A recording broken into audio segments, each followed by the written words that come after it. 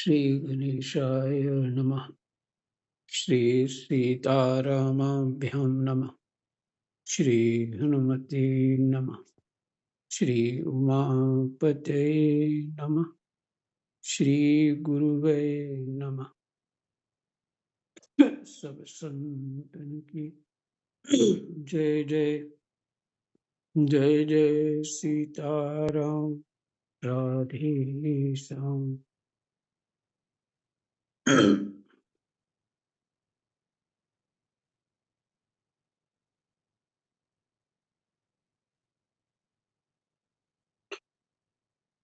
दशम स्कंद का 14वां अध्याय तो प्रसंग है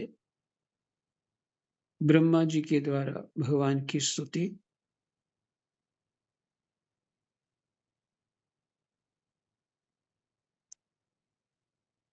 पीछे 13वें अध्याय में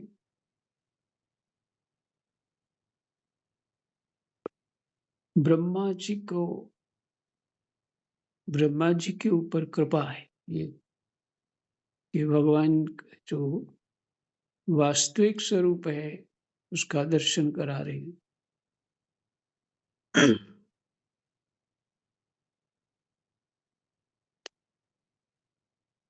तो अब ब्रह्मा जी दोनों हाथ जोड़कर स्तुति करने लगते हैं।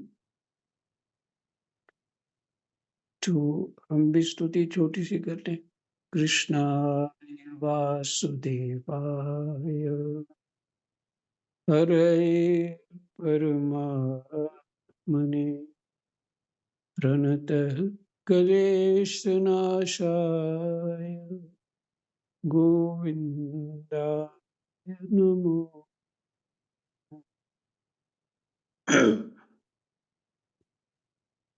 ब्रह्मा जी ने स्तुति की। क्या कह रहे हैं ब्रह्मा जी? प्रभु एकमात्र आप ही स्तुति करने योग्य हैं। मैं आपके चरणों में नमस्कार करता हूँ। आपका यह शरीर वर्षाकालीन मेघ के समान श्यामल है।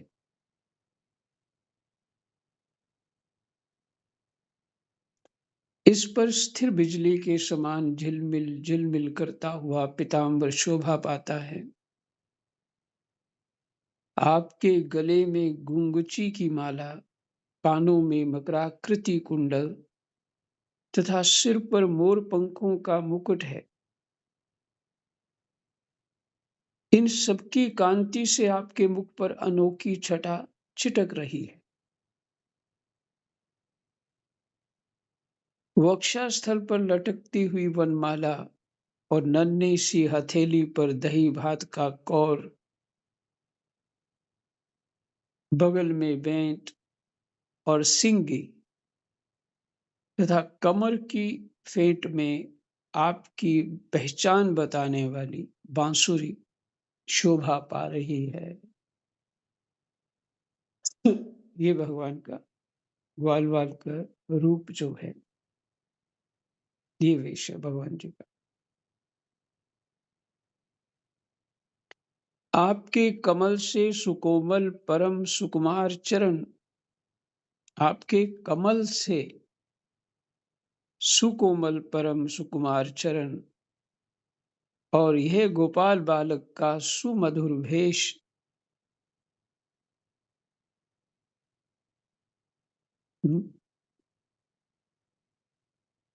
अर्थ करने वालों ने ब्रैकेट में लिखा है, मैं और कुछ नहीं जानता, बस मैं तो इन्हीं चरणों पर निशावर हूं।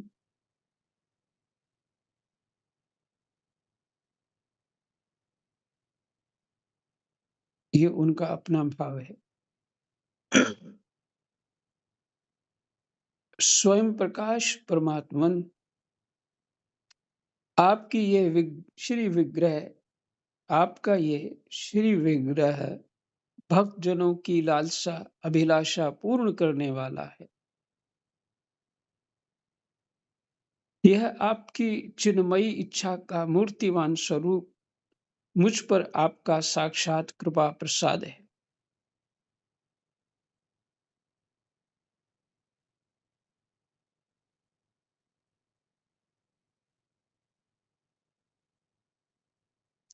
आप स्वयं प्रकाश परमात्मन, आपका ये श्री विग्रह भक्तजनों की लालसा अभिलाषा पूर्ण करने वाला है।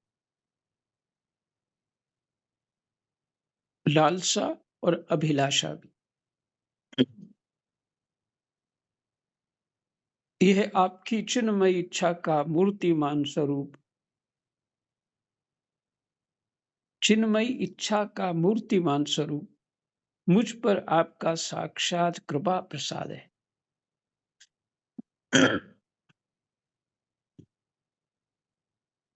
मुझे अनुग्रहित करने के लिए ही आपने इसे प्रकट किया है। कौन कहता है कि ये पंचभूतों की रचना है? प्रभु, ये तो अप्राकृत शुद्ध सत्वमय है।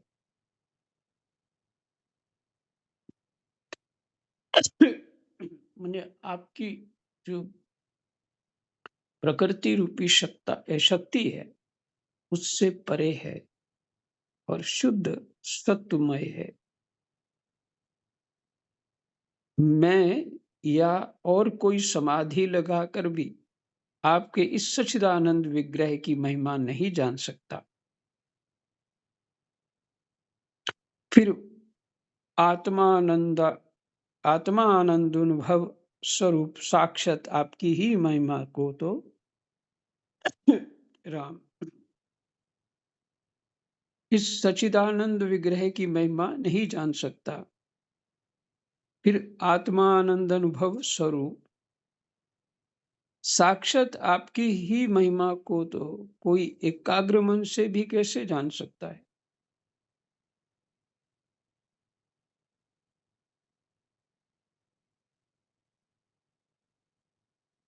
आत्मानंद अनुभव जो स्वरूप है आपका,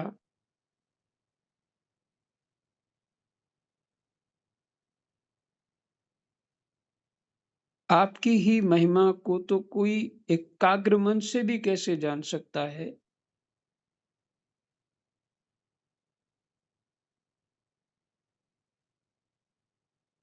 फिर से सुनिए इसको। प्रभु, ये तो अप्राकृत शुद्ध सत्वमय है। मैं या और कोई समाधि लगाकर भी आपके इस सच्चिदानंद विग्रह की महिमा नहीं जान सकता।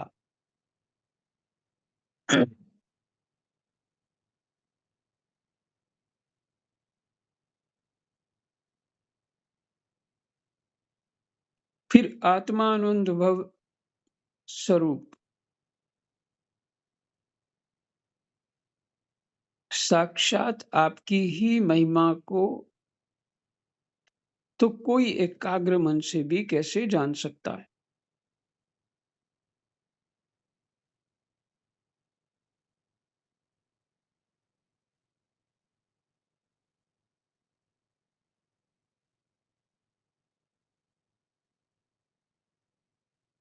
जो स्थिति प्रकृति से परे होकर के परे है, गुणातीत, तो वो भी प्रकृति में ही है। फिर उससे भी जो भगवान की योग माया से भी परे,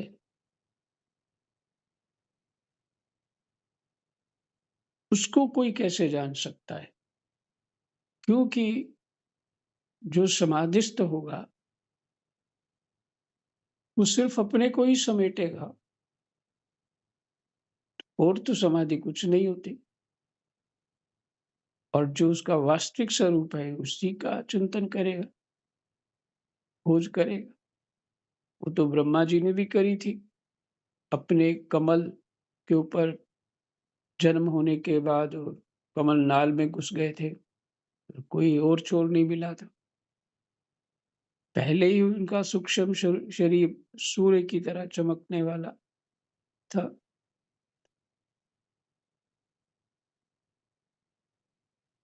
और कोई किसी भगवान को पा नहीं सके, तात्पर्य।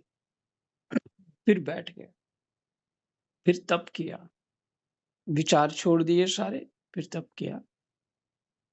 माने तप में क्या? सिर्फ परमात्मा का चिंतन, यही वस्तुतः तप है।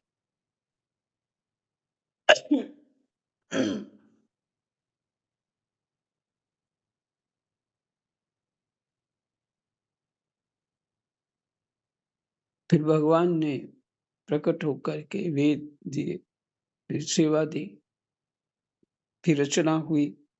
ये सब आप जानते हैं।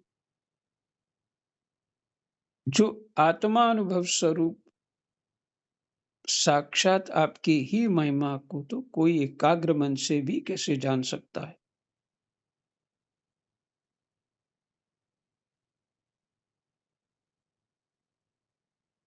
प्रभु, जो लोग ज्ञान के लिए प्रयत्न ना करके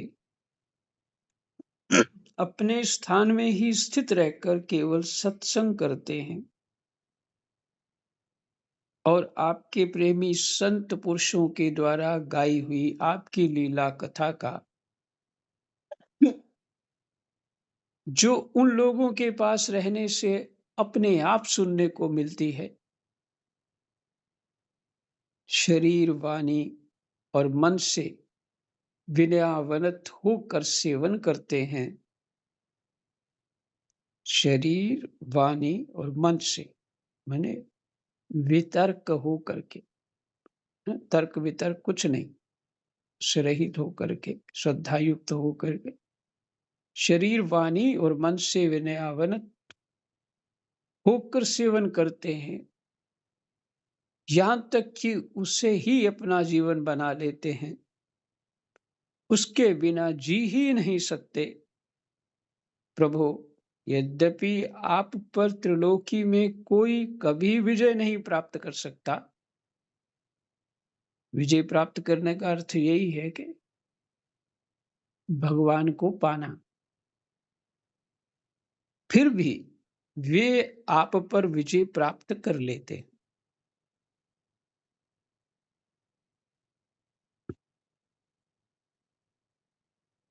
हम्म?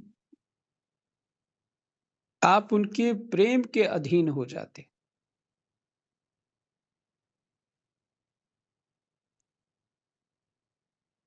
भागवत जी तो सत्संग है ना, इसमें प्रश्न है, उत्तर है, उसी का पाठ कर रहे।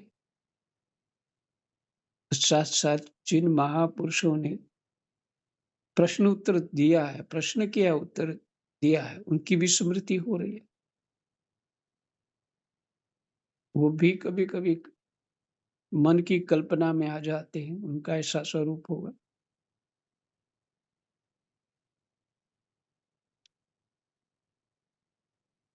तो ब्रह्मा जी इस बात को बहुत उत्तम मान रहे,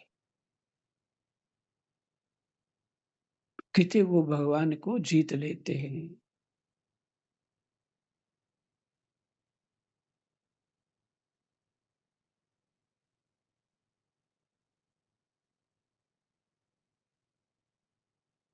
देखिए, फिर से पढ़ देता हूं।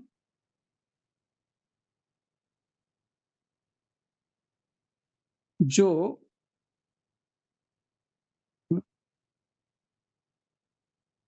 प्रभु, जो लोग ज्ञान के लिए प्रयत्न ना करके अपने स्थान में ही स्थित रहकर केवल सत्संग करते हैं और आपके प्रेमी संत पुरुषों के द्वारा गाई हुई आपकी लीला कथा का जो उन लोगों के पास रहने से अपने आप सुनने को मिलती है, शरीर, वाणी और मन से विनयावनत होकर सेवन करते हैं।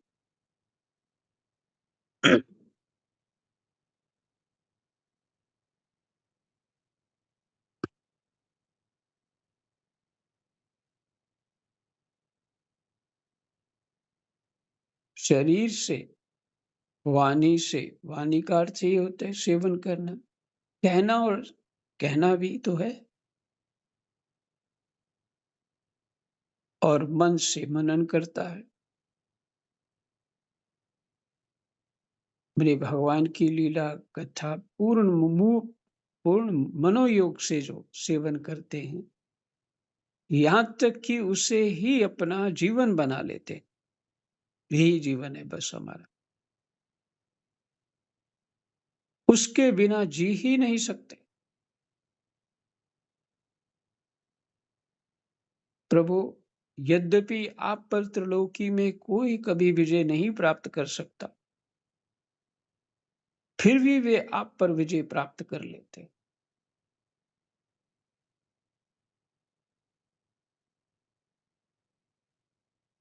ये है परमात्मा की कृपा।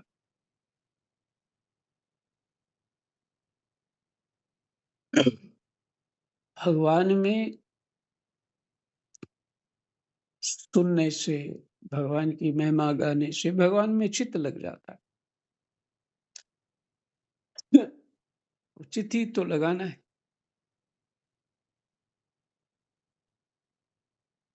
यही तो हमारा साधन है, परमात्मा में चित्त लग जाए, प्रेम हो जाए।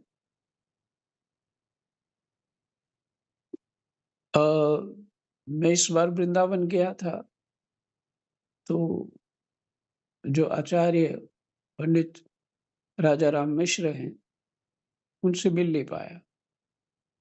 1 महीना रहा, क्योंकि मैं अकेला था, अपने ही कामों में उलझा रहता था। तो जब वापसी आने वाला था, तो बहुत मन था उनसे दर्शन कर लूँ, पर संभव नहीं हो सका। और मुझे ये भी नहीं पता है कि वो अभी कथा वहाँ करते हैं कि नहीं करते।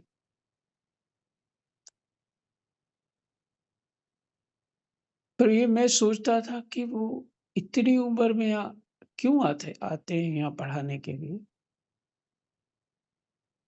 90 साल हो गए हैं, फिर भी पढ़ाने आ रहे हैं। तो बड़ी मुश्किल से वो थोड़ी-सी सीढ़ियाँ चढ़ पाते, फिर पढ़ाते। तो देखिए उसका उत्तर है ये। हुँ,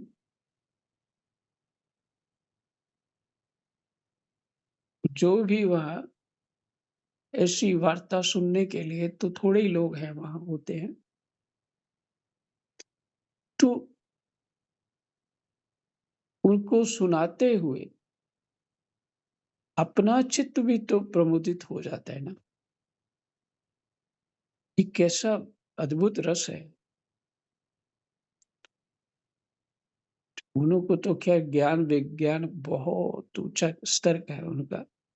तो मैं ये विचिंतन कर रहा था कि ऐसा क्यों? अब ये उत्तर है उसका कि वो छोड़ ही नहीं पाते। यही है परमात्मा को उन्होंने जीत लिया।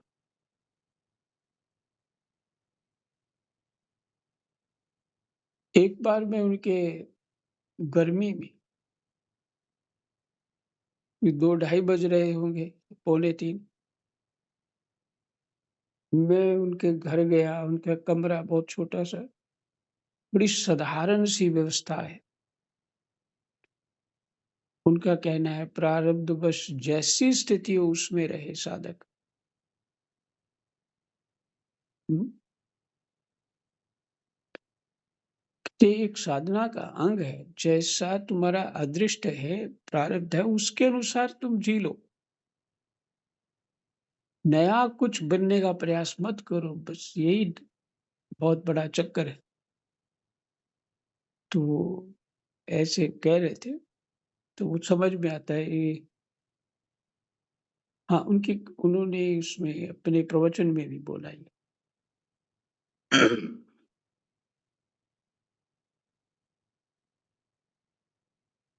तो उनका ये तात्पर्य है कि जब हमने समझा कि ये संसार क्या है, स्वप्नवत है, इससे निकलना है बाहर और परमात्मा की साधना करनी है, मात्र यही उद्देश्य है और परमात्मा की प्राप्ति करनी है।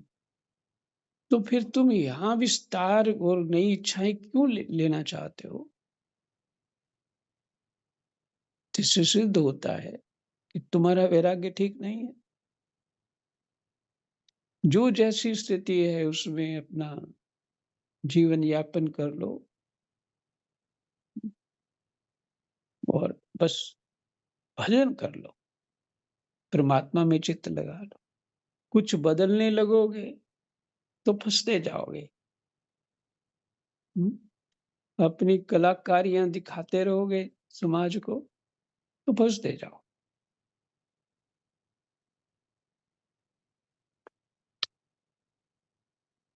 तो उनका जीवन भी ऐसा ही है। कभी-कभी 4-5 दिन वही कुर्ता पहन के आते हैं और वहाँ से घर से पसीने से थोड़ा मैला भी होता है उस पीछे से, तो फिर टाँग देते हैं उसको बाज़ार। गर्मी है अपना वो धोती पहनी है, कपड़ा खोल देते हैं, वैसे ही रहते हैं। फिर जब आना होता है पाठ के लिए, पढ़ाने के लिए तो वो पहन लेते हैं फिर। उनके कुर्ते को ये भी नहीं कोई बोल सकता कि हमें धोना है। कहते हैं नहीं ठीक है, कोई धोना नहीं।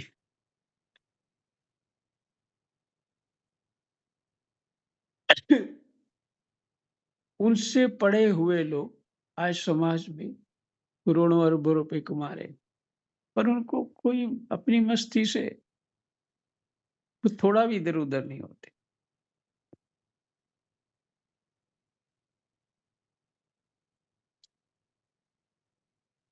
तो ऐसे जो महापुरुष हैं, ऐसे जो शरीर, वाणी और मन से विनयावनत होकर सेवन करते हैं भगवान का, उम, वो भगवान को जीत लेते हैं। आप उनके प्रेम के अधीन हो जाते हैं, ये ब्रह्मा जी कह रहे हैं। भगवन आपकी भक्ति सब प्रकार के कल्याण का मूल स्रोत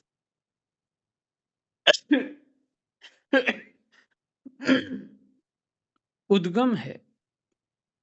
भगवन आपकी भक्ति सब प्रकार के कल्याण का मूल स्रोत उद्गम है। जो लोग उसे छोड़कर केवल ज्ञान की प्राप्ति के लिए श्रम उठाते और दुख भोगते हैं, उनको बस क्लेश ही क्लेश हाथ लगता है। हुँ? भगवान आपकी भक्ति सब प्रकार के कल्याण का मूल स्रोत है। सब प्रकार के कल्याण का, आपकी भक्ति। मूल स्रोत है माने उद्गम है।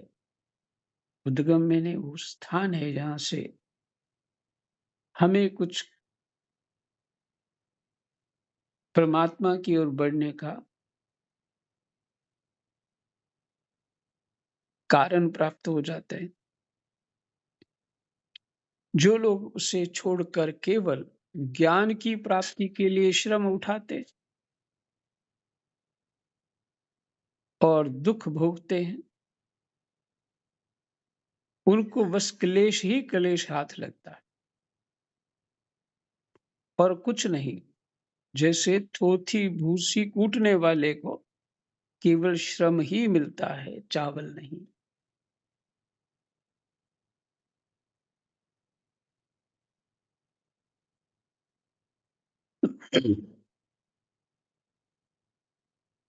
जीवन भगवान की कथाएं सुन करके, संतों की कथाएं सुन करके, उनका जीवन चरित्र सुन करके परमात्मा में चित्त लगना चाहिए, ये फल है।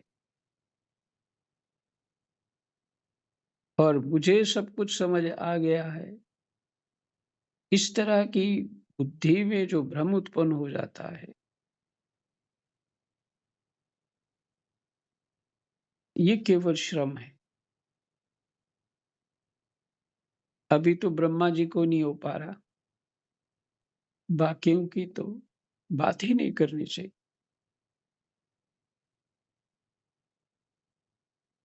हे अच्युत, हे अनंत, इस लोक में पहले भी बहुत से योगी हो गए। जब उन्हें योगादि के द्वारा आपकी प्राप्ति ना हुई, तब उन्होंने अपने लौकिक और वैदिक समस्त कर्म आपके चरणों में समर्पित कर दिए।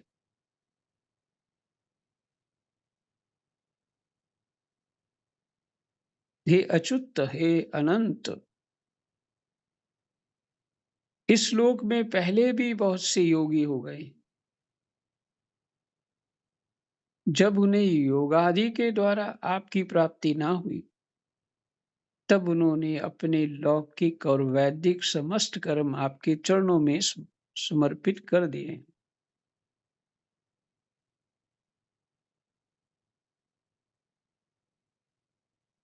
ध्यान देने योग्य बात है ये।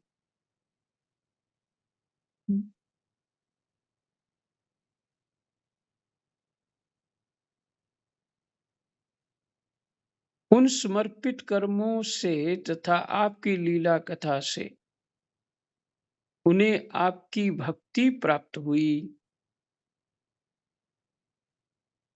आपकी लीला कथा से उन्हें आपकी भक्ति प्राप्त हुई। उस भक्ति से ही आपके स्वरूप का ज्ञान प्राप्त करके उन्होंने बड़ी सुगमता से आपके परम पद की प्राप्ति कर ली।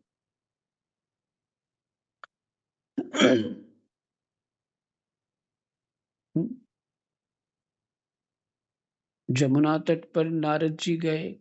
भक्ति महारानी बड़ी तरुणी है और उसके 2 बालक है, वो वृद्ध है, ज्ञान और वैराग्य। उत्पन्न तो किससे हुए? भक्ति से उत्पन्न हुए। वही ज्ञान सही है जो भक्ति से उत्पन्न हो। वैराग्य और ज्ञान। अब हम अगर हमारे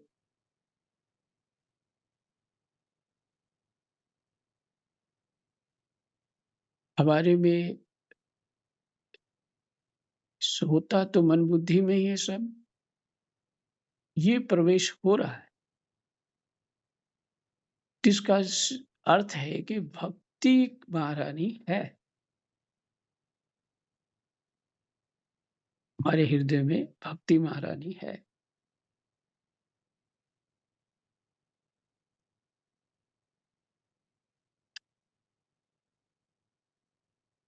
उन समर्पित कर्मों से तथा आपकी लीला कथा से उन्हें आपकी भक्ति प्राप्त हुई।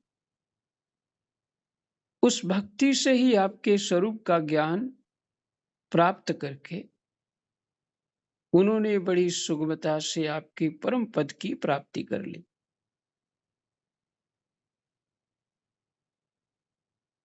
प्रसंग तो यही है। भक्ति महारानी को प्रसन्न करने के लिए नारद जी ने खोज करी, कहीं कुछ नहीं मिला। फिर अंत में यही भागवत जी कथा भक्ति महारानी को सुनाई, तो उनके दोनों पुत्र ज्ञान और वैराग्य भी पुष्ट हो गए और तरुण हो गए।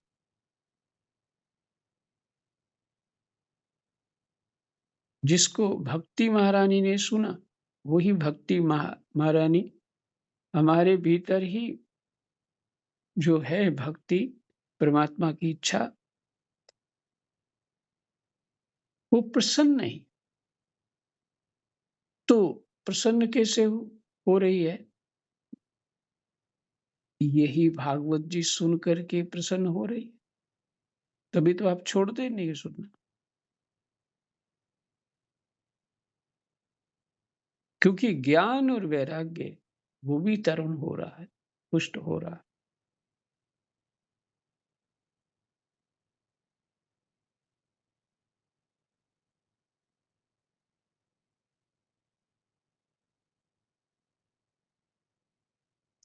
हे अनंत, आपके सगुण निर्गुण दोनों स्वरूपों का ज्ञान कठिन होने पर भी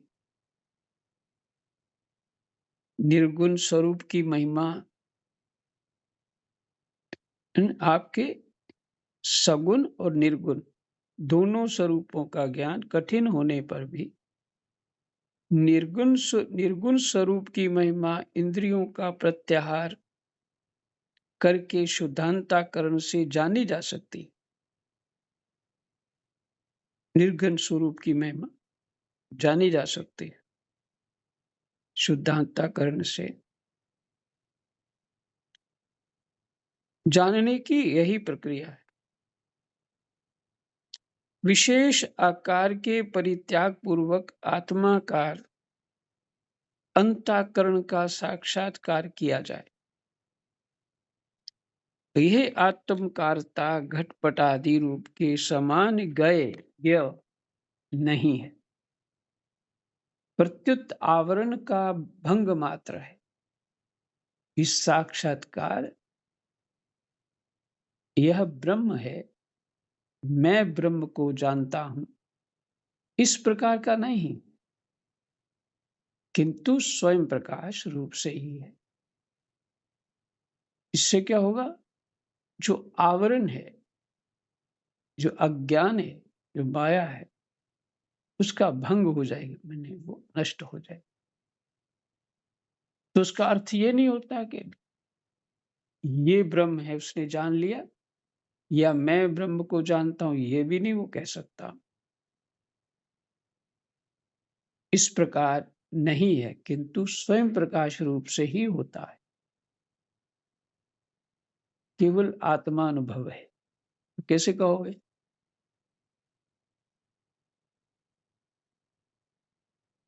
जितने भी वेद शास्त्र बता रहे हैं, संकेत मात्र कर रहा है हमको, पर उस सारा साधन, उसको अनुभव करना, वो अब साधक का काम है। से गुरु ये नहीं करेंगे कोई शक्तिपात करके वो ब्रह्म दिखा देगा, ऐसा नहीं होता है। तुम इस साधन का सहयोग कर सकते हैं, कहीं थोड़ा सा वो दिग्दर्शन करा सकते हैं, लेकिन स्थापित नहीं हो पाओगे। वो तो स्वयं का ही तप है। नहीं तो ब्रह्मा जी सबको उंगली फेर दें, सबका हो जाए।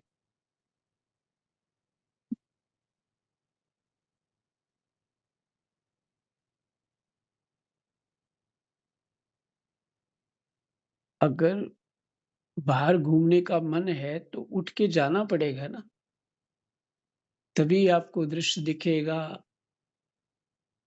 वातावरण का जो वास्तविक स्वरूप है समझ में आए। इधर बैठे बैठे कितना भी टीवी देख लो, वैसा अनुभव नहीं हो सकता ना।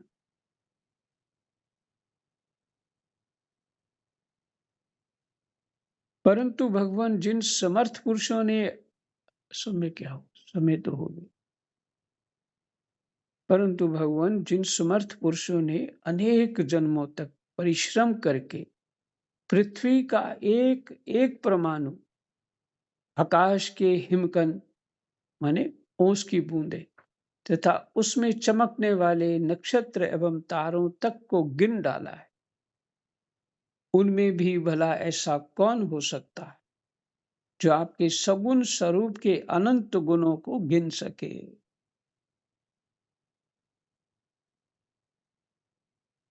तो कैसे जानोगे कि भगवान ये है? उनके गुणों को ही नहीं समझ पाओ, कितने हैं वहां तक ही बुद्धि नहीं जा पाई। प्रभु आप केवल संसार के कल्याण के लिए ही अवतीर्ण हुए, सो भगवान आपकी महिमा का ज्ञान तो बड़ा ही कठिन है। इसलिए जो पुरुष क्षण क्षण पर बड़ी उत्सुकता से आपकी कृपा का ही भली भांति अनुभव करता है,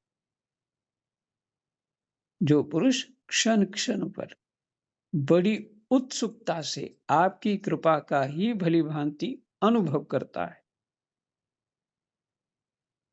और प्रारब्ध के अनुसार जो कुछ सुख या दुख प्राप्त होता है उसे निर्विकार मन से भोग लेता है। जिसको वैराग्य ही हो गया तो वो सुख आए दुख आए उसको क्या फर्क पड़ता है।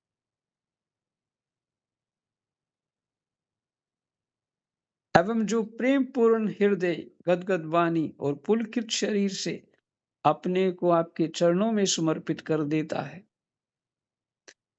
इस प्रकार जीवन व्यतीत करने वाला पुरुष ठीक वैसे ही है, ठीक वैसे ही आपके परम पद का अधिकारी हो जाता है, जैसे अपने पिता की संपत्ति का पुत्र अधिकारी हो जाता है। यही विश्राम करते। जय जय सीताराम। राधे श्याम। कृष्णाय वासुदेवाय हरे परमात्मने प्रणतः क्लेशनाशाय गोविन्दाय नमो नमः।